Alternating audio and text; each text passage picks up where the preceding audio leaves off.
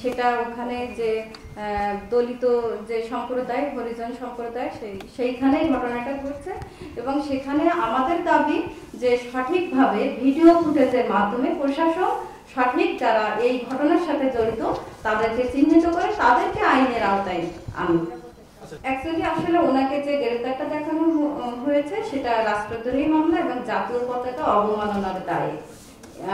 আমরা police commissioner মহোদয়ের সাথে দেখা করেছিলাম এবং উনি আমাদেরকে বলেছিলেন যে ওনার বিরুদ্ধে যে অভিযোগটি সেটা আমরা সঠিকভাবে তদন্ত করব এবং এটার সংশ্লিষ্টতা এবং সত্যতা যদি আমরা জানি যে না উনি এটার সাথে সংশ্লিষ্ট, তাহলে আমরা ওনাকে আইনের আওতায় আনবো, অন্যথায় আমরা ওনাকে কোনো রকমভাবে হ্যারাসমেন্ট করব না।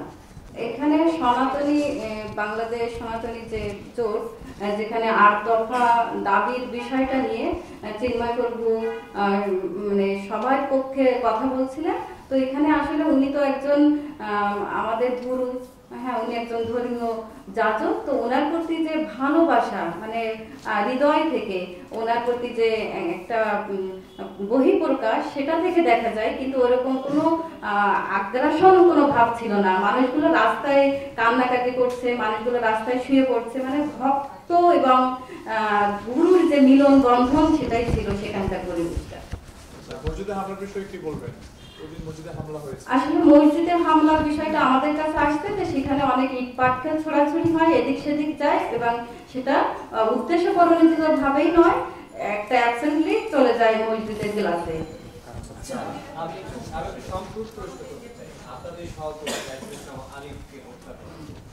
আপনারা আইনজীবী হিসেবে আপনারা কোনো প্রতিবাদ করেছিলেন নাকি এটাকে আসলে ধর্মের ভিত্তিতে ব্যাপারটা?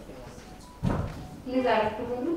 আমি বলছি যে আদালত প্রাঙ্গণ হোক বা আদালত প্রাঙ্গণের পাশে হোক, আপনাদের আইনজীবী যে সাইফুল ইসলাম আলিফকে হত্যা করা হলো, সেটাকে আসলে আপনারা কি কোনো প্রতিবাদ করেছিলেন এর জন্য নাকি আসলে ব্যাপারটা ধর্মের ভিত্তিতে? সম্প্রদায় আমাদের জোট সব জায়গা থেকে প্রতিবাদ করা হয়েছিল।